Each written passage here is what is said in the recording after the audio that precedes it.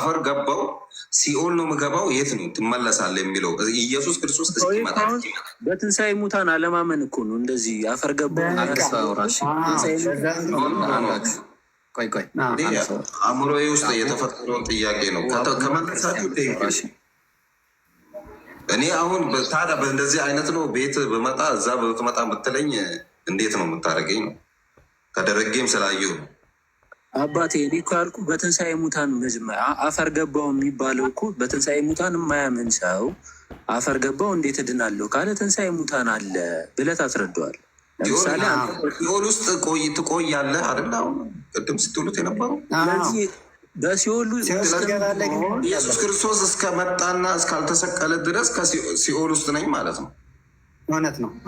ለምን አስፈለገ ነው? አሁን እኮ ኢየሱስ ክርስቶስ ነበረ። ለምን እኔ ሲኦል ውስጥ ሆኜ እጠብቀዋለሁ ይሄን ሁሉ ሺህ ዓመት? ለምን አዳም ማድረግ ይችል አሊያም አልነበረም ወይ ደግሞ መጨረሻ ላይ ነብይ ወደሚለው ሊመጣ ነው ማለት ነው። ከነበረ ደግሞ እዛው እኔ ሲኦል ውስጥ እንዴ ለእኔ ሳይታዘንም እንዴ ሲኦል ውስጥ ገብቼ ለምን ቆያለሁ? እሱ እስኪ ሲያቀል ድረስ አሁን እኮ ነገር እኮ ነው ሲኦል ስትሉ እንዴ። ስማኛ አንዴ ስማኝ። ሲኦል ውስጥ ብትሆን እግዚአብሔርን የምታምን ከሆን ልክ እንደ አብርሃምና እንደ ሙሴ የእግዚአብሔር ረዳትነት እየጠበቀ አሁን እኮ ሲኦል ስንለው እሳት አለ ምናምን እሱ ለአንተ አይሆንም። ምክንያቱም እግዚአብሔር ይጠብቀሃል፣ እግዚአብሔር ይረዳሃል። በምን ልወቀው? ይሄን በምን እርግጠኛ ልሆን? አሁን እኮ የተቀመጠ ነገር አለ። እንደውም ከኢየሱስ ክርስቶስ በፊት ለነበሩ እንደ ጠበቃ እንኳን ብጠይቅ ማለት ነው ብሆን እኔ ራሴ ከዛ እስቲ ምንድን ነው ማረጋገጫ የተባለ ነገር አለ ካለ ቴንኪዩ። ብዙ ሙስሊሞች ያብራሩት ነገር አለና ያንን የሚያፈርስ ነገር እንዲመጣልኝ ይፈልጋል መጽሐፍ ቅዱስ ላይ ካሉት ነገራቶች ማለት ነው። አሁን በእግዚአብሔር እርዳታ ነው የምትቆዩ ከተባልኩ ሲኦል መግባቴ ተነግሮኛል። ሲኦል ውስጥ መቼም እሳት ነው ሲኦል፣ ሌላ ነገር የለውም። እዛ ውስጥ በእርዳታው መቆየቴ ምንድን ነው አሁን የሚገለጽ ነገር በዚህ ይቆያሉ የተባለ ነገር አለ? በእርዳታ አይደለም። በእርዳታው እኔ እንደ ራሴ እውቀት አሁን እዚህ ጋር እኔ ኦርቶዶክስን ወክዬ ሳይሆን እንደ ራሴ እውቀት በእርዳታ አይደለም የምትቆየው። አምነህ በነቢያት አምነህ ሲኦል ውስጥ ምን ሲኦል ከእሳት ውጭ ሌላ ነገር አለ ነገር ወይ ደግሞ ሲኦል የሚለው ነገር ይሰረዝና በሱ ጥበቃም ከሆነ የሆነ ቦታ ላይ ይሆን የሆነ ገነትም ያልሆነ ሲኦልም ያልሆነ ቦታ ላይ እንኳን በሎጂኩ ቢሆን ያስኬዳል። እሱ እስኪስቀቀል ድረስ እዚህ ቆዩ ተብሎ ገነት ሲኦል ውስጥ የምገባበት ምክንያት ነቢይ ተልኳል። ወደ አምላኬ እየተጣራ ነው፣ እመን እያለኝ ነው፣ ጣዖት አታምልክ እያለኝ ነው። ይህን ሁሉ ብሎ ሲኦል ውስጥ የምጠበቅ ከሆነ ምን ነው ኢየሱስ ከዛ በፊትስ ሎጂክ የሆኑ አንዳንዴ እኮ አእምሮ ራሱ ከሎጂክ ሃይማኖት ከሎጂክ ወጥቶ ራሱ ሊሆን አይችልም። ይህን ጥያቄ አሁን ተፈጠረ ለምሳሌ እኔ ላይ ማለት ነው። እንዴ ሲኦል ውስጥ ከገባው በኋላ ኢየሱስ እስኪመጣ ድረስ ያን ሁሉ ሺህ ዓመታት ማለት ነው እዛ ውስጥ ቆያለ ከተባለ የኢየሱስ ክርስቶስ መጨረሻ ላይ ይሄን ሁሉ ቆይቶ መምጣት ወይ ነብይ ነው የሚያደርገው፣ አሊያም ከዛ በፊት ከነበረ ለዚህ ለዓለማቱ እዝነት ለህዝብ ሲል ከዛ ቀድሞ ይሆን ነበረ። ነብያቶች ሚናቸው ምንም ነገር የለም ማለት ነው። እንዲሁ ነው የተላኩት። ምንም ለሙከራ ወይ የተላኩት አሊያም ደግሞ አንድም ነገር በዛን ሰዓት ብኖር ብከተልም ገሃነም ነኝ። ምክንያቱም የውርስ ኃጢአት አለብኝ። ተከትየው ምን ብዬ መጽሐፍ ቅዱስ ታነባለህ? ብሬን አንብብልኝ እስቲ አምጣልኝ። ያነበብከውን ታነባለህ?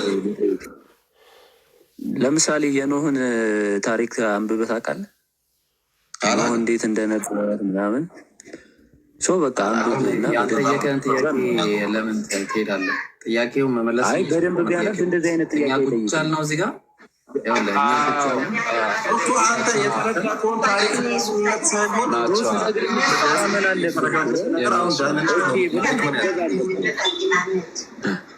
ታሪክ አለፈው ነው ነገር ነው። በፈለገው በየትኛውም በዘመናት ታሪክ ሊኖሩ ይችላሉ። እነዛ ታሪኮች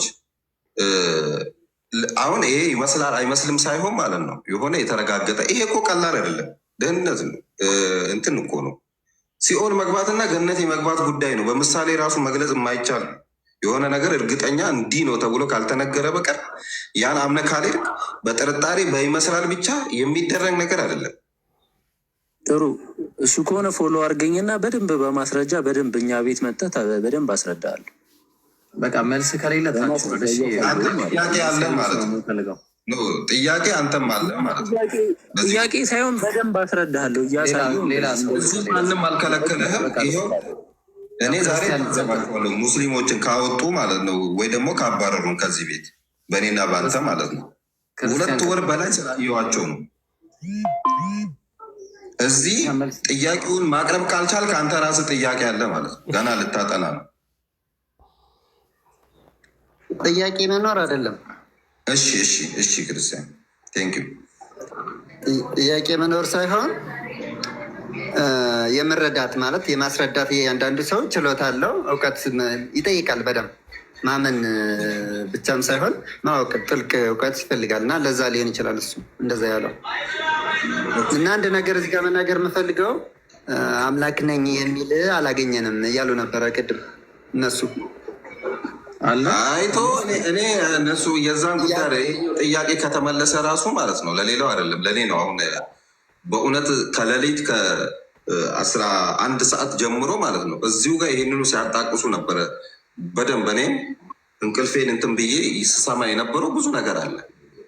አምላክ ነኝ አላለም ብቻ ሳይሆን አምላክ ነኝ አምላክ መሆኑን ያሳያሉ ከተባሉት በበለጠ ማለት ነው የማያሳዩት ነገር እንደሚበዙ ነው ለ3 ሰዓት ሳይ የነበረው ማለት ነው።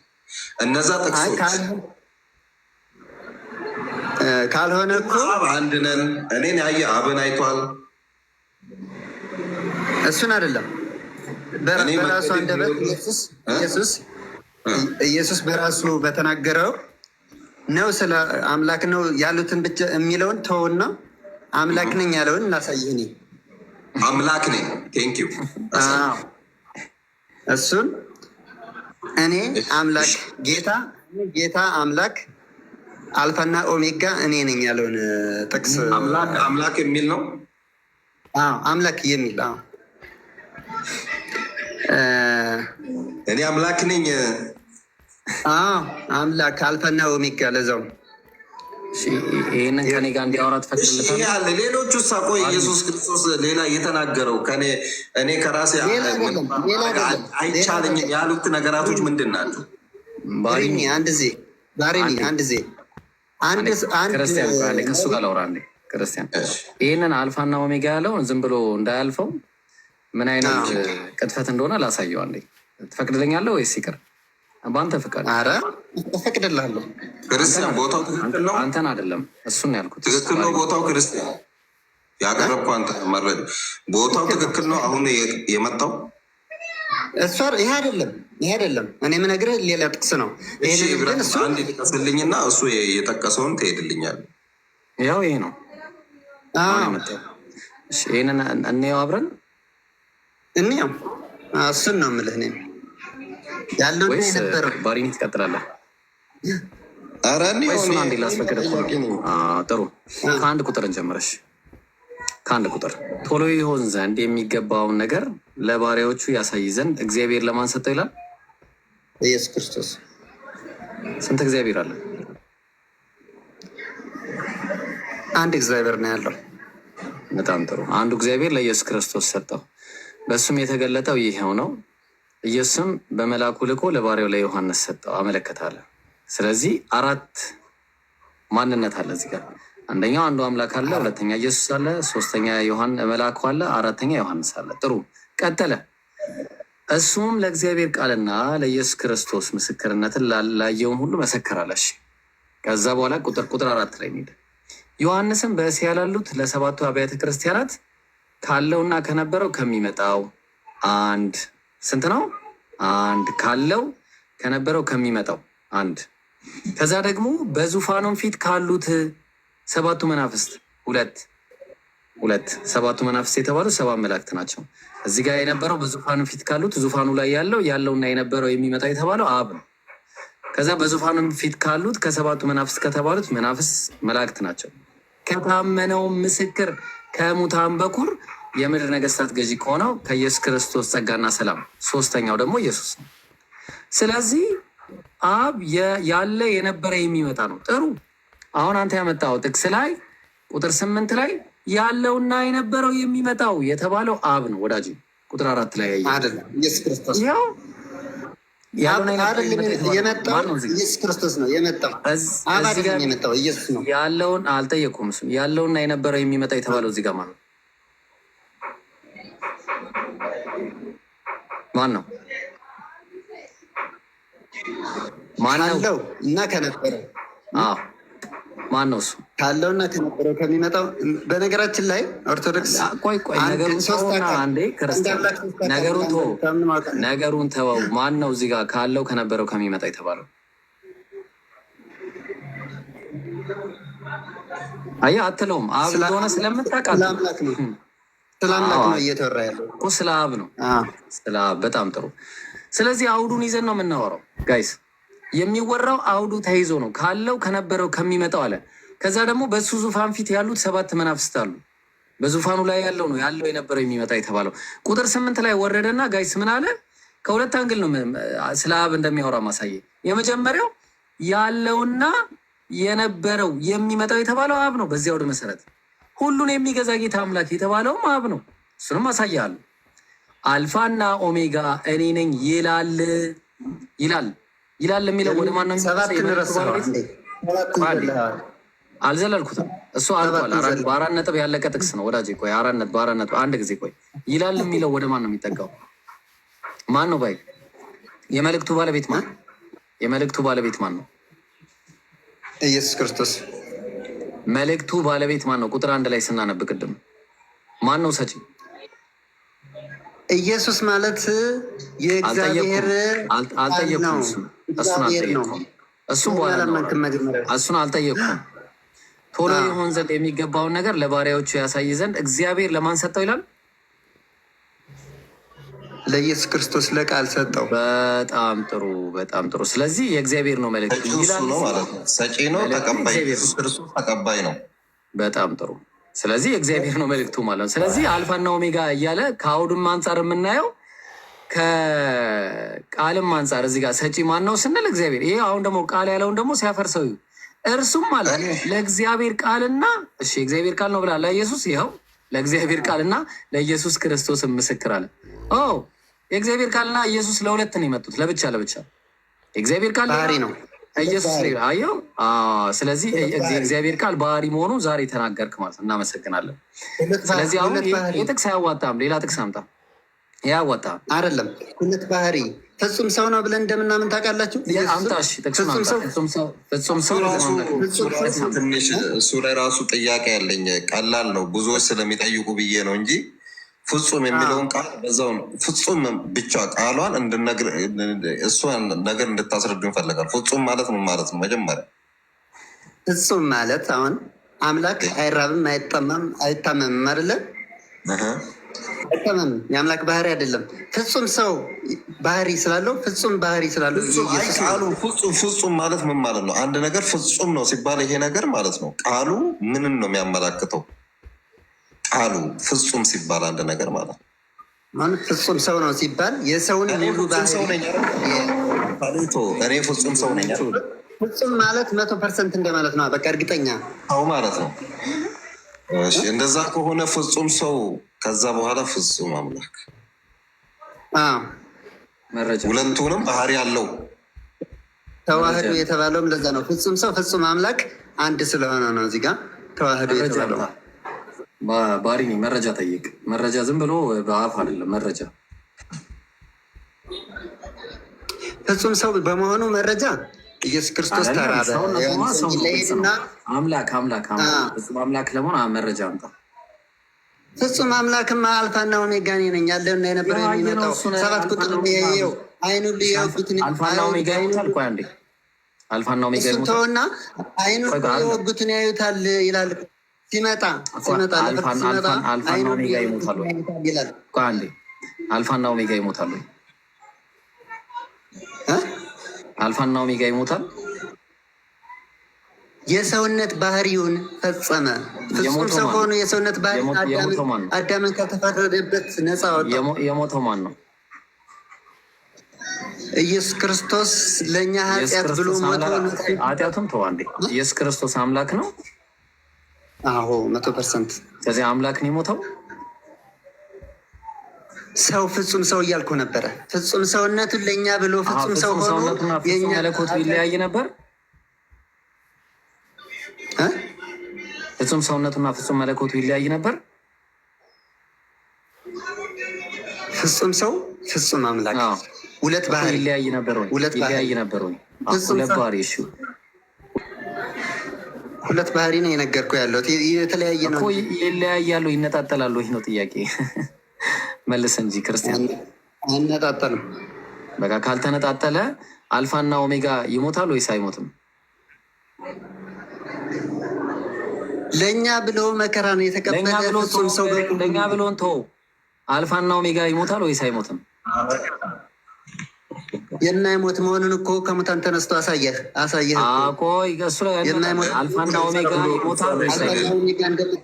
አሁን ነብያቶች፣ እኔ ነብያቶች ጋር ነኝ እኮ አሁን አልፋና ኦሜጋ ብቻ አይደለም ጌታ አምላክ የሚለውን ብቻ ጭምርም ተቀበለ። ባርኒ ጌታ አምላክ የሚለውን እኔ አሁን ይኸውልህ ጥያቄ ራሱ አያቆምም። እኔ አምላክ ነኝ እኔን ተገዙኝ የሚል ወይ ደግሞ ስገዱልኝ ብሎ በግልጽ ኢየሱስ የሆነ ቦታ ቢናገር አይደለውም እኔ አልችልም አላቅም ከራሴ አልችልም የሚሉት ነገራቶች ከሱ ላይ ጥያቄ አመጣሉ። ለምን አላቸው የሚለው ማለት ነው። እነዛ እኛን ለማስተማር ነው። ፍጹም ሰው ሆኖ እኛን ሰዎችን እያስተማረ ነው። እንደዛ ያለው የሚጾም የሚጸልየው እሱ ኃጢአት ነው ብንኖርበት አይደለም እኮ ባርኒ።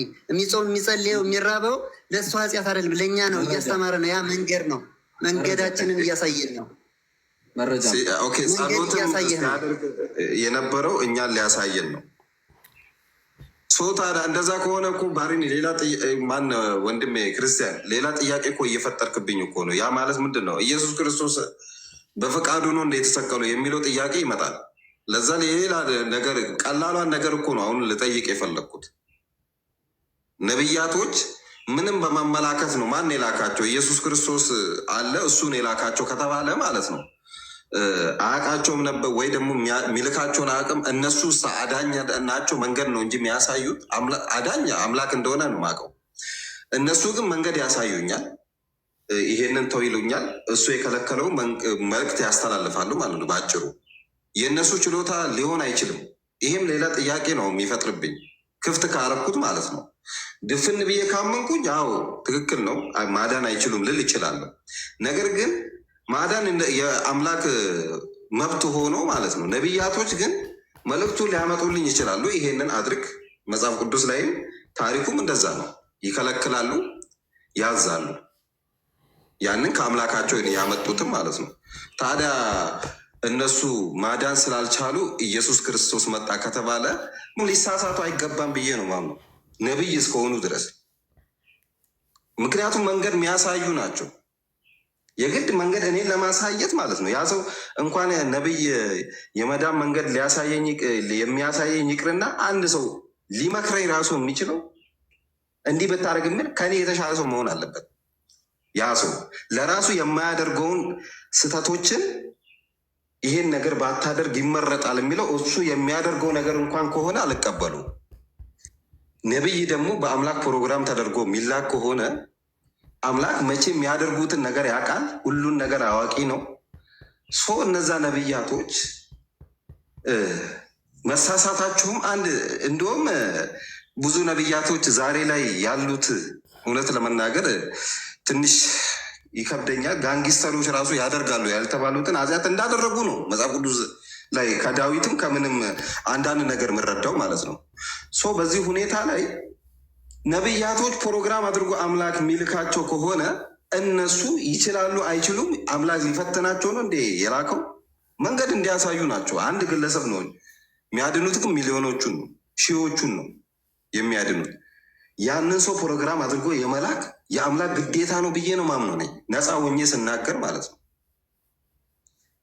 እነሱ ስላልቻሉ ኢየሱስ ክርስቶስ መጥቶ ተሰቀለ ከተባለ ማለት ነው። እነሱ ምናልባት ከተሰቀሉም ሊያድኑ ይችላሉ። ፉክክር አሁን ከነቢያቶችና ከኢየሱስ ክርስቶስ ካሉ ጋር የሚፎካከር ከሆነ እነሱ ስላልቻሉ ኢየሱስ መጣ።